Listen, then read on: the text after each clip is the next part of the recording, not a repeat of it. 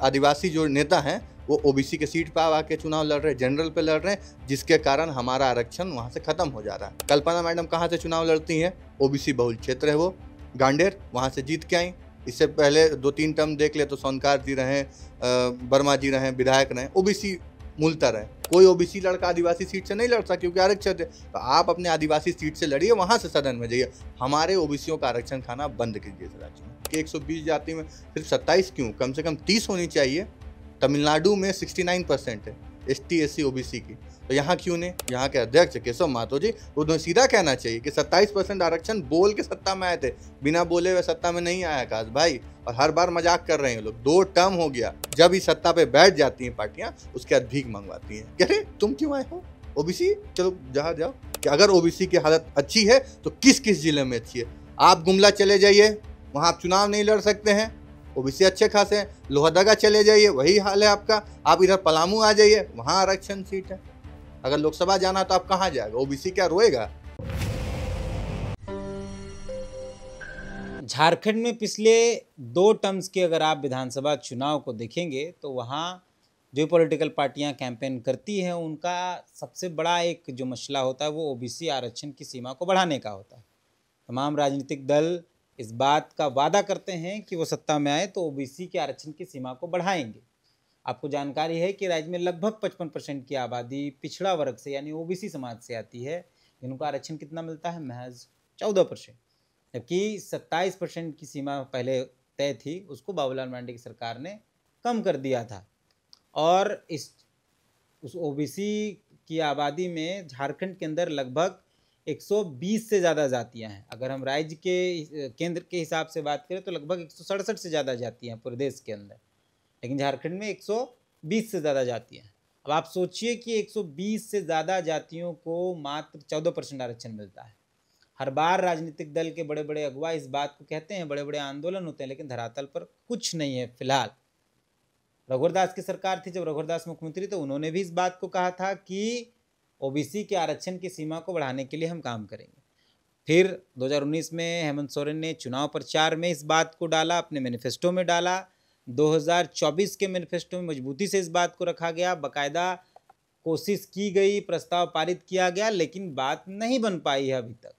हमारे साथ इन्हीं सारे मुद्दों पर बातचीत करने के लिए केंद्रीय युवा ओबीसी मोर्चा के केंद्रीय अध्यक्ष अमनजीत मेहता हैं और लगातार संघर्षशील हैं अपने मुद्दों के साथ। यानी इनका जो मुद्दा है ओबीसी के आरक्षण की सीमा को बढ़ाने को लेकर क्या परेशानियां होती हैं, इन सब मुद्दों पर बात करें। पहले तो बहुत बहुत धन्यवाद समय देने के लिए। आपका भी बहुत बहुत धन्यवाद आकाश भाई। अच्छा, इस राज्य के अंदर ओबीसी की 56% आबादी, लगभग 120 से ज़्यादा जातियाँ हैं, उनको 14% आरक्षण मिलता है। कई बार राजनीतिक दलों ने यह वादा किया कि 27% आरक्षण करेंगे। आपका क्या स्टैंड है? आप लोग इस पर कैसे काम करें? हम लोग इसके लिए प्रयासरत हैं कि जब किसी राज्य में 120 से ज़्यादा जातियाँ हो और सेंट्रल में 160 से ज़्यादा जातियाँ हों, उसके बाद हमारा जो राज्य बिहार से अलग होने के बाद यहाँ जो ओबीसी की स्थिति है जो दैन्य है, वो दैन्य है। मतलब आप कह नहीं सकते, ओबीसी गर्व से कहीं खड़ा होकर नहीं कह सकता कि मैं पिछड़ी जातियों से आता हूँ, क्योंकि जब इस राज्य में प्रथम मुख्यमंत्री बने माननीय बाबूलाल मरांडी जी, तो उन्होंने जो आरक्षण का दायरा था वो 27% था, उसको उन्होंने 14% कर दिया। और उसके बाद आप देखिए कि वो सत्ता से जो बाहर हैं, कभी अमित जी के घर जाना, कभी राहुल जी के घर जाना, कभी अमित जी के घर जाना, ऐसे इधर से उधर उनका दंश झेल रहे हैं कि 14% किए। आज कहीं स्थिर नहीं है। अभी भाजपा में आने की बात तो अलग है, लेकिन वर्तमान स्थिति में इधर से उधर। और आप जो झारखंड की पॉलिटिक्स देखें, मुझे जो लगता है कि 95% जो चुनाव में कैंपेन होते हैं हर एक मंचों में ओबीसी के इर्द गिर्द घूमती है। लेकिन जैसे ही चाहे हेमंत बाबू हो, बाबूलाल मरांडी जी हो या कांग्रेस के राहुल जी हो, इन्हें जब सत्ता प्राप्ति हो जाती है, जैसे अभी कांग्रेस और जेएमएम के सत्ता है, लेकिन उन्होंने आरक्षण की बात कभी नहीं की।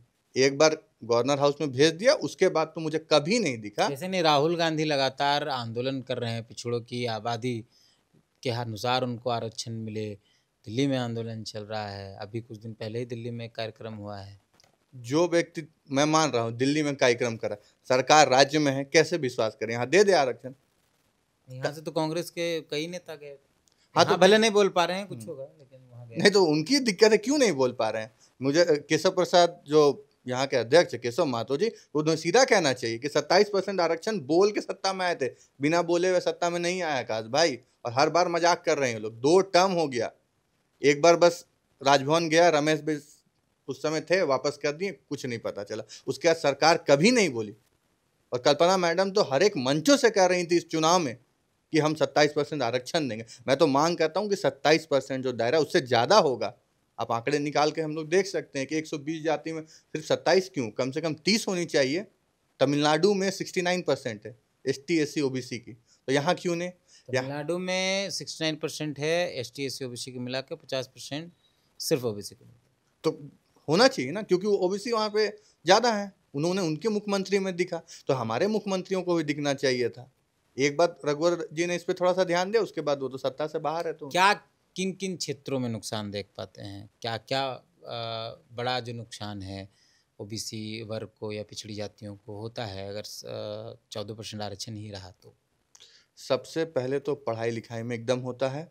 जैसे कि अभी झारखंड पब्लिक सर्विस कमीशन का रिजल्ट आया, उसमें किस रोस्टर का पालन हुआ कुछ पता नहीं। मैं शुभकामनाएं देता हूँ JPSC में जितने अभ्यर्थी पास हुए सबको शुभकामना। लेकिन ये दुख है कि 14% में सोच लीजिए कैसे पास हुए होंगे लोग, कितना मेहनत किए होंगे। अगर ये 27 होता, 30 होता, तो मुझे गर्व के साथ कहना पड़ेगा कि OBCयों को मेहनत किया, उसका रिजल्ट मिला। अभी ये रोस्टर कौन कैसा रोस्टर बनाया, कोई नहीं, क्योंकि आरक्षण का जब रोस्टर पालन नहीं हो रहा आकाश भाई, तो किस तरीके से आप कर रहे हैं? 100 में 27 कैसे दे रहे हैं? कोई माए बाप नहीं है। रिजल्ट पास हो गया, हो गया। अभी मैं बता रहा हूं कि विश्वविद्यालय में कॉन्ट्रेक्चुअल में जो बहालियां आई थी, बहालियों का दुख बता दे रहे हैं कि फिर से बता रहे 120 जाति, उसमें से मात्र OBC 1 और OBC 2 मिला के 7 सीटें आई थी। लड़िए, कहाँ से लड़िएगा? तो ये तो दिक्कतें हैं, और इसको विचार राज्य के माननीय मंत्री हो चाहे मुख्यमंत्री हो, उन्हें करना चाहिए। और मुझे तो दुख है, मैं मेरा कोई काट पीट के चला दे तो नहीं पता, लेकिन आदिवासी जो नेता हैं वो OBC के सीट पर आके चुनाव लड़ रहे हैं, जनरल पे लड़ रहे हैं, जिसके कारण हमारा आरक्षण वहाँ से खत्म हो जा रहा है। अब मैं मजाक नहीं कर रहा हूँ, इस बात को ध्यान दिए। कल्पना मैडम कहाँ से चुनाव लड़ती हैं? OBC बहुल क्षेत्र है वो, गांडेर, वहाँ से जीत के आई। इससे पहले 2-3 टर्म देख ले तो सोनकार जी रहे, वर्मा जी रहे, विधायक रहे, OBC मूलतः रहे, सरफराज अहमद रहे हैं सर। हाँ, फिर वो राज्यसभा चले गए। आप उससे थोड़ा सा आगे आइएगा, गिरिडीह जनरल सीट से चुनाव लड़े, राजधनवार, माफी चाह रहा हूँ सबको, राजधनवार OBC बहुल क्षेत्र, आप वहाँ जाएंगे तो देखेंगे। लेकिन स्थिति देखिए कि बाबूलाल मरांडी आज ना OBC के रहे ना आदिवासी के रहे, वहाँ जाके आप चुनाव लड़ रहे, इससे क्या साबित करना चाह रहे हैं?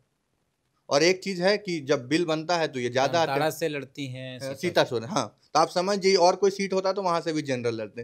तो हमारा सीट क्यों खा रहे हैं? आप ऑलरेडी आरक्षित हैं, आप वहां से जीतिए, वहां से जाइए। हम लोग डिस्टर्ब तो नहीं करने गए। ये तो हो नहीं सकता कोई OBC लड़का आदिवासी सीट से नहीं लड़ सकता क्योंकि आरक्षित है। तो आप अपने आदिवासी सीट से लड़िए, वहां से सदन में जाइए। हमारे OBCयों का आरक्षण खाना बंद कीजिए इस राज्य में। OBC को रुलाने से कोई फायदा नहीं होगा। और OBC को जो जो बर्बाद करने में लगे बाबूलाल मरांडी, मैं सीधा सीधा कह रहा हूँ, उन्होंने बर्बाद किया, उसी का देन है कि सत्ता से पूरा बाहर है। और कब तक बाहर रहेंगे? और मुझे तो नहीं लगता कि OBC समाज, अब आप कह रहे हैं कि बाबूलाल मरांडी को OBC समाज का हाई लगा है, इसको क्या लगेगा? किसी का बेटा का कल नौकरी हो जाता 27% आरक्षण में 14% हो गया, तो हाई नहीं लगे तो क्या लगेगा? एकदम लगा है। उसके बाद सत्ता में आए तब भी तो उन्होंने नहीं कहा। केंद्र में तो सत्ता है ना, इन लोगों ने तो अनुशंसा करके भेज दिया। अगर इतने ही OBC ही तैसी थे, जबकि मुझे लगता है कि भारतीय जनता पार्टी को लगभग OBC जातियां झारखंड में वोट देती है, चाहे कोई बिना मांगे हाँ, बिना मांगे देती हैं। उसके बाद देखिए कि ये दैन, कोयरी, कुम्हार, तेली, बनिया, ठाकुर, ये सब भाजपा के वोटर हैं। बिंद, लोहार, कहार, कुम्हार, प्रजापति, मतलब लगभग मुझे लगता है कि बहुत जातियों का नाम लेना दिक्कत हो, लेकिन सभी देती हैं, बिना मांगे देती हैं। और उसके बाद हम फिर जब इस सत्ता पे बैठ जाती हैं पार्टियां, उसके बाद भीख मंगवाती हैं कि अरे तुम क्यों आए हो OBC, चलो जहाँ जाओ, ये हमारा। तो ये नहीं होना चाहिए था आकाश भाई। मैं बहुत दुखी, क्योंकि जब मैं कभी देखता हूँ बड़े भाई तैयारी करते एग्जाम के, और अगर आरक्षण फॉलो नहीं होता, उन्हें नौकरियाँ नहीं होती। अभी असिस्टेंट प्रोफेसर का रांची यूनिवर्सिटी का गजट निकाल लीजिए, श्यामा प्रसाद का निकाल लीजिए, उसमें 2-2, 3-3 आया था, तो दुख लगता है। तो क्या आप लोग इसके लिए आंदोलन की तैयारी पर हैं या क्या है? एकदम, कुछ समय आएगा और पुरजोर आंदोलन होगा। आरक्षण नहीं रहेगा तो हम क्या घास छीलने के लिए। जब अकलू राम महतो कृषि मंत्री थे, इस्तीफा दिए थे, इसलिए कल्पना की थी कि झारखंड अच्छा होगा, हमारा बच्चा ओबीसी रोस्टर पालन होगा और वो नौकरी करने जाएगा, इसलिए कोई नहीं दिया। जितने लोग संघर्षरत थे, चाहे रितलाल वर्मा झारखंड के लिए या जब भी हो, और जितने लोग थे बीपी केसरी थे, इसलिए थे कि उनके बच्चे आरक्षण के लिए रोएं, 14% आरक्षण ले खुश हो जाएं। आप देखिए कि 20-22 सालों का इतिहास देख लीजिए, ठाकुर समाज का एक भी मंत्री नहीं है, कहार समाज का एक भी मंत्री नहीं है, विधायक भी नहीं। विधायक बहुत दयनीय स्थिति है, लोहार समाज का कोई नहीं है।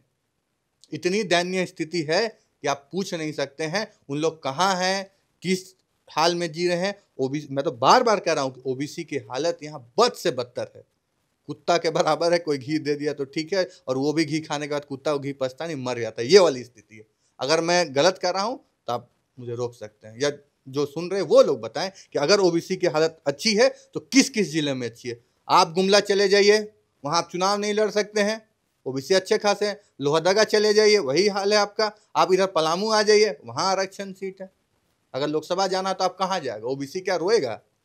ओबीसी का लिस्ट आया था, मुझे लगता है 19 की सरकार में सीट को ये किया गया था, मतलब एग्जाम जो होंगे उसमें रिजर्व कर दिया गया था एसटीओ के लिए कि मूलता होगा। आप देख सकते हो गैजेट।